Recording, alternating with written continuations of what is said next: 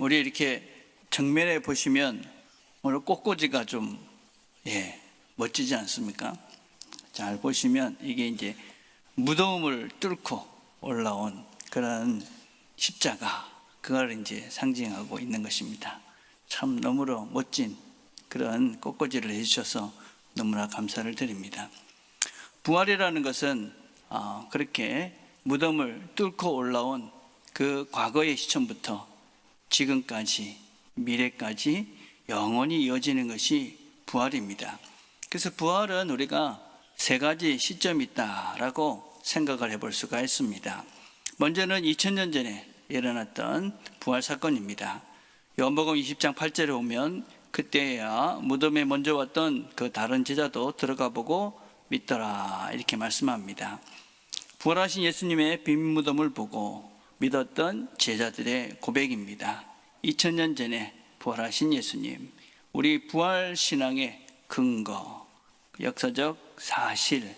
그래서 우리가 예수님이 부활했다 하는 그 사실을 근거로 우리는 부활의 신앙을 가지고 살아갑니다.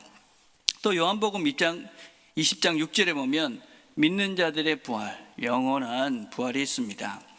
이 첫째 부활에 참여하는 자들은 복이 있고 거룩하도다. 그리스도의 제사장이 되어 1000년 동안 그리스도로 더불어 왕노릇하리라. 그래서 우리의 영원한 소망의 근거인 부활입니다. 그리스도인들은 영원히 부활하는 그 순간이 올 것이다. 우리 소망의 근거다라고 이야기할 수 있습니다. 그리고 현재, 지금 여기서 살고 믿고 사는 우리 삶의 근거로 우리 부활신앙은 참으로 중요합니다. 오늘 본문은 이렇게 말씀하시죠. 그러므로 너희가 그리스도와 함께 다시 살리심을 받았으면, 여기 다시 살리심을 받았으면 이러니까 뭔가 이렇게 조건이나 가정문 같이 되어 있지만 원문을 보면 그것이 아닙니다. 다시 살리심을 받은 것이 아니냐, 그런 의미로. 그래서 이것은 너희들이 다시 분명히 살리심을 받은 존재다라는 것을 강조하고 있는 말씀입니다. 그래서 우리가 다시 살리심을 받은, 새로운 생명을 받은 존재다. 그렇게 우리에게 이 부활을, 우리 지금 여기서 너희들이 부활된 존재다 라는 것을 우리에게 말씀하고 계십니다. 우리는 다 죽었던 자들이었습니다. 다 죽었던. 그런데 우리는 다시 살리심을 받았습니다. 어떻게 살리심을 받았느냐? 부활하신 그 주님께서 우리를 어떻게 살리셨느냐? 베드로전서 1장 23절에 이렇게 말합니다. 너희가 거듭난 것이 썩어질 씨로 된 것이 아니요 썩지 아니할 씨로 된 것이니 살아있고 항상 있는 하나님의 말씀으로 되었느니라.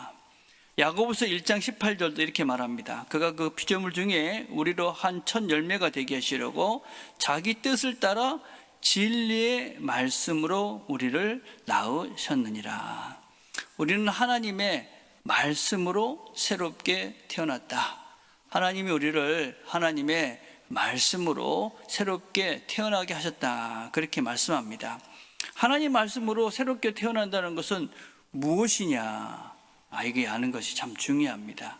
하나님 말씀, 여기서 하나님 말씀은 복음을 이야기합니다. 그 복음은 예수님을 말합니다. 예수님은 그분의 삶, 탄생과 또 고난과 죽음과 부활과 이 모든 소식을 말합니다. 그래서 이 하나님의 말씀을 받아들인다 하는 것은 예수님이, 하나님이 이 땅에 오셨고 또 그분이 우리와 같이 사셨고 또 죽으셨고 그리고 부활을 하셨다.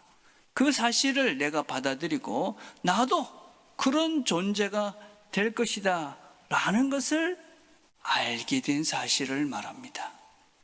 모든 사람이 이 하나님의 말씀을 들을 수도 없고 듣고 받아들이지도 않습니다. 그러나 우리는 이 하나님의 말씀을 듣고 우리는 그 말씀이 나를, 또 내가 그분의 길을 따라가면 우리도 영원한 부활의 삶을 살 수 있고 영원한 하나님 나라의 백성이 된다 하는 것을 내가 듣고 믿을 때 우리 안에는 새로운 생명들이 시작됩니다.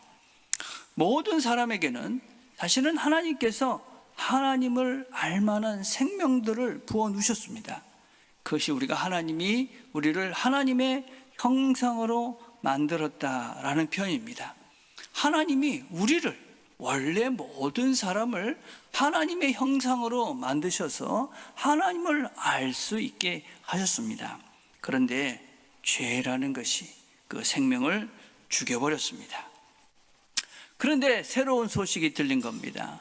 죽었던 내가, 그래서 하나님에 대해서, 이 영원한 길에 대해서, 영원한 생명에 대해서 전혀 알지 못했던 내가 하나님 말씀으로 새로운 생명을 알게 된 것입니다. 그래서 우리는 그 하나님 말씀을 듣고 내가 그냥 죄로 죽을 존재가 아니라 예수의 길을 따라가면 영원한 삶을 살 수 있는 존재구나 라는 깨달음을 얻고, 그리고 우리 안에 죽었던 새로운 생명들이 시작되어져서 이제 우리가 그전에 막연하고 그전에 어두웠던 그 하나님에 대한 감각과 하나님에 대한 인식이 새롭게 시작되어집니다. 신앙생활을 한다는 것은 무엇이냐? 우리에게 심겨진 이 말씀이 우리 안에 주어졌던 하나님의 형상으로 온전히 회복되어져 가며 우리가 점점 더 하나님으로 가득 채워져 가는 과정이 신앙의 여정이다라고 할 수 있습니다. 그래서 우리는 이 길을 걸어가는 것입니다. 이 길을 하나님께서 우리에게 말씀으로 새롭게 살려주신 이 길이 영원한 길이고 생명의 길이고 부활의 길임을 믿고 이 길을 따라가는 것입니다. 그래서 우리는 무엇을 믿는 것이냐면 영원한 생명이 있구나, 죽어도 사는 길이 있구나 하는 것을 믿고 우리가 하나님 앞에 나오는 것입니다. 그리고 우리의 지금의 삶이 그냥 이 땅에서 죽어 없어지고 사라질 존재가 아니라 영원한 본향으로 가는 그 걸음에 지금 한 과정을 내가 거치고 있구나. 그것이 바로 우리가 하나님의 부활과 영원한 생명을 믿는 우리가 걸어가고 있는 지금 우리의 부활 신앙이다라고 할 수 있습니다. 그래서 우리는 그 부활 신앙을 가지고 영원한 길을 걸어간다. 그래서 그 길을 걸어가고 있는 중입니다. 근데 어떻게 이렇게 새로운 생명을 받은 사람들은 어떠한 삶을 살아야 되느냐? 오늘 본문이 새로운 생명을 너희들이 받았으니 이제는 이런 삶을 살아야 된다라고 가르쳐 줍니다. 위의 것을 찾아라. 거기는 그리스도께서 하나님 우편에 앉아 계시느니라. 위에 계신 하나님 우편에 계신 예수 그리스도를 찾는 것입니다. 이 찾다라는 말은 제테오라는 헬라어 말인데 그거는 구하는 것입니다. 열망하는 것입니다. 애써 추구하는 것입니다. 그냥 실렁실렁 그런 것이 아니라 열망하는 겁니다. 그 영원한 생명이신 예수 그리스도를 내가 찾아야 되겠구나. 그분을 찾는 것입니다. 어디에 이분이 있는지, 어떤 길을 우리에게 주어지게 하셨는지, 우리가 어떤 길을 가게 하시는지 그분을 애써 찾는 것입니다. 그분을 갈망하는 것입니다. 특별히 이 말은, 제테오라는 말은 현재형을 사용하고 있습니다. 헬라에서 현재라는 것은 계속 찾으라는 것입니다. 우리가 이 땅을 살아가면서 완전한 하나님을 다 찾을 수는 없습니다. 그러나 우리가 그 길을 걸어가다 보면 점점 더 우리의 의심과 또 우리의 두려움과 우리가 이 땅에서 가지고 있는 그런 우리의 한계 너머, 그 너머에 온전하시고 완전하신, 그래서 온전한 신앙의 사람으로 새로워져 가게 되어집니다. 그래서 이 땅의 걸음이 다가 아니다. 우리에게는 영원한 그 나라가 있다. 그렇기 때문에 우리가 이 땅의 삶 속에서 문제들 때문에 연연해 하지는 않는 것이죠. 제가 토요일 날 새벽 기도를 마치고 난 다음에 기도를 하는데 갑자기 그런 생각이 들어서 내가 얼마나 많이 이사를 다녔나 이런 생각을 한번 해봤어요. 한 20모 정도는 한 것 같더라고요. 20모. 제가 태어난 곳은 백령도라는 섬입니다. 어딘지 아시죠? 저희 아버님이 선생님이셨는데 처음 부임하신 곳이 그곳이랍니다. 그래서 그곳에서 제가 났습니다. 그러다가 강화도라는 곳으로 갔다가 인천에 살다가 대전에 살다가 부산으로 내려왔습니다. 부산에서도 몇 번 이사를 했어요. 결혼하고 부산에 살다가 영국에 갔습니다. 다시 한국으로 왔습니다. 다시 뉴질랜드로 갔습니다. 다시 미국으로 갔습니다. 다시 한국으로 왔다가 뉴질랜드로 갔다가 다시 한국으로 또 왔습니다. 참 많이 다녔죠. 정말 많이 다녔습니다. 그래서 가장 한 집에서 오래 산 것이 얼마나 되나 보니까 지금 제가 살고 있는 이 집에서 제일 오래 살았더라고요. 지금 8년쯤 돼 가는데, 보니까 어떤 집은 6개월, 어떤 때는 2년, 1년, 이렇게 해서 참 다양한, 참 여러 나라에서 살았더라고요. 근데 그때 이사를 하면서 이렇게 보면 무슨 버릴 게 그렇게 많은지, 제가 이렇게 보면 평균 3년도 안 되는 그 시간을 살았는데도 이사할 때마다 꼭 버리는 게 나오는 거예요. 그렇죠. 참 이상하더라고요. 그죠? 그래서 요새는 어떤 생각을 좀 많이 하냐면 어쩌든지 살림을 늘리지 말자. 언제 갈지 모르는데 있는데 그냥 있는 거 있는 대로 살다가 어쩌든지 있는 대로 놓고 가자. 이런 생각을 하고 살고 있습니다. 그래서 우리 심플 라이프, 미니멀 라이프를 살려고 노력을 하고 있습니다. 제 인생을 보니까 우리가 한 곳에서 그래 오래 못 살더라고요. 저를 보니까. 우리 모두가 그렇죠. 우리 모두가 이곳에서 평생 사는 것 같지만 그렇지 않더라고요. 제가 더니든이라는 곳에서 좀 평생 있어 보려고 집을 열심히 한번 졌는데 3개월을 살았어요. 제가 2년 동안 집을 짓고 3개월 살고 제가 한국으로 왔어요. 여러분, 우리의 삶이 길지 않습니다.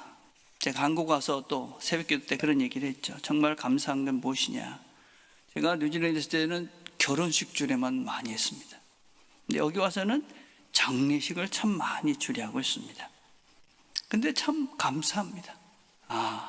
나도 언젠간 저곳에 누워있게 되겠구나.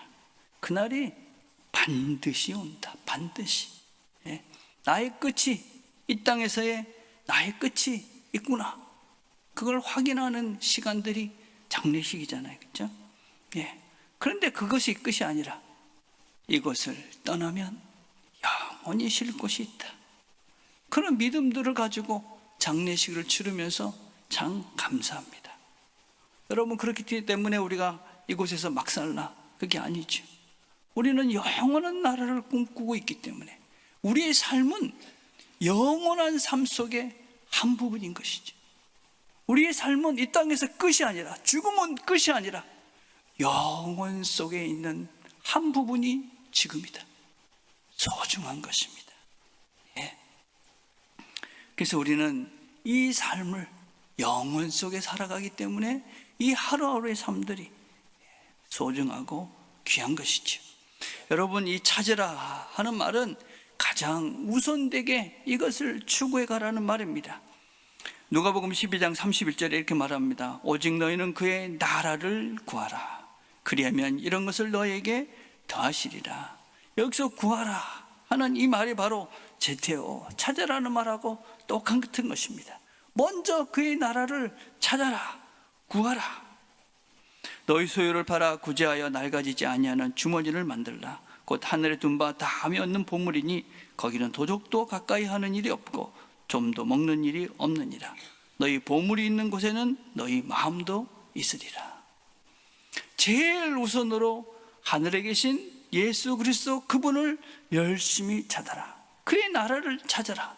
그런데 내 보물이 있는 곳에 너희 마음도 있다. 네 마음이 있는 그곳이 보물이 있는 것이고, 그것이 어디에 있는지를 보라. 내 마음이, 내 보물이 어디에 있는가? 뭘 보면 알 수 있습니까? 내가 무엇을 제일 우선하고 있는가 하는 것입니다. 제일 우선하는 것이 무엇인가? 어떤 부자가 마차를 몰 마부를 구하는 광고를 했습니다. 어떤 시험을 냈냐면 절벽이 있는데 그 절벽에 가장 가까이까지 가는 사람을 고용하겠다, 그렇게 얘기를 했습니다. 여러 사람들이 와서 자기의 실력을 뽐내기 위해서 자신의 마차를 보는 실력을 과시했습니다. 한 사람은 그 절벽을 보더니 그 절벽으로 가는 것을 거부했습니다. 근데 부자는 이 사람을 고용했습니다. 이 사람은 마차를 잘 모는 그런 실력을 자랑하기보다 사람 자체를 더 소중하게 여겼기 때문이다 라고 할 수 있습니다. 무엇을 제일 소중하게 여기며 살아가고 있는가? 나인가? 예수님인가? 내 실력을 과시하고 내 이익을 추구하고 내 안락함들을 추구하고 어떤 사람보다 내가 더 높아지려고 더 많은 것을 가지려고 발버둥 치며 내가 살아가고 있는가? 내 마음은 지금 어디에 가 있는가? 이는 너희가 죽었고 너희 생명이 그리스도와 함께 하나님 안에 감춰져 있습니다. 너희는 우리가 죽은 것입니다. 과거에 나를 위해서 살고 있던 내가 죽어야, 그래야 우리가 온전한 하나님을 추구하며 영혼을 추구하고 영혼을 누리면서 살 수가 있습니다.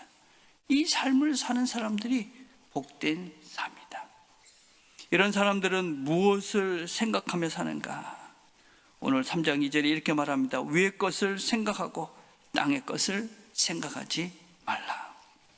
땅의 것을 생각하지 않는 것입니다. 그러므로 3장 5절에 땅에 있는 지체를 죽이라. 음란과 부정과 사욕과 악한 정욕과 탐심이니 탐심은 우상 숭배니라.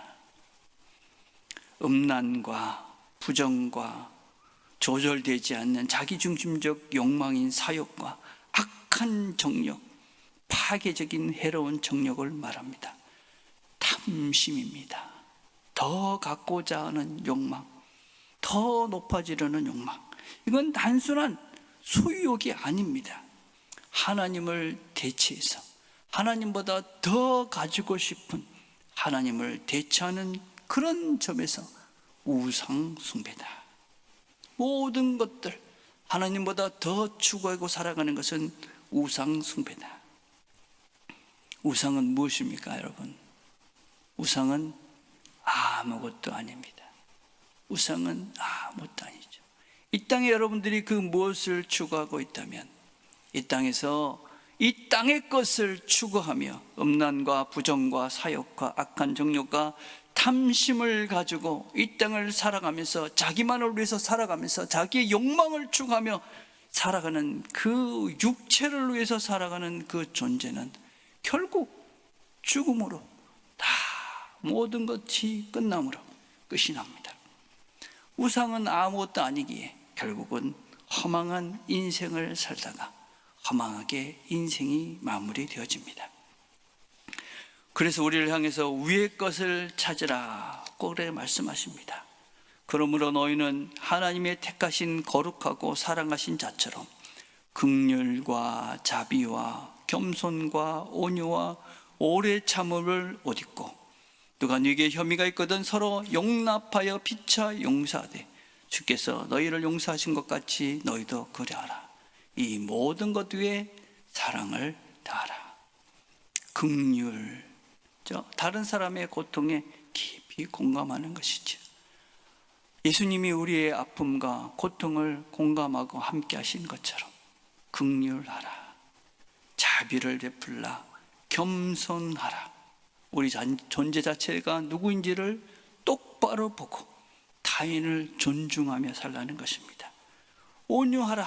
내가 가지고 있는 어떤 힘이 있다고 해서 그것을 남용하고 함부로 사용하지 말고 다른 사람들을 겸손히 섬기는 자를 대하라. 약한 자를 대하는 태도를 말합니다. 오래 참으라.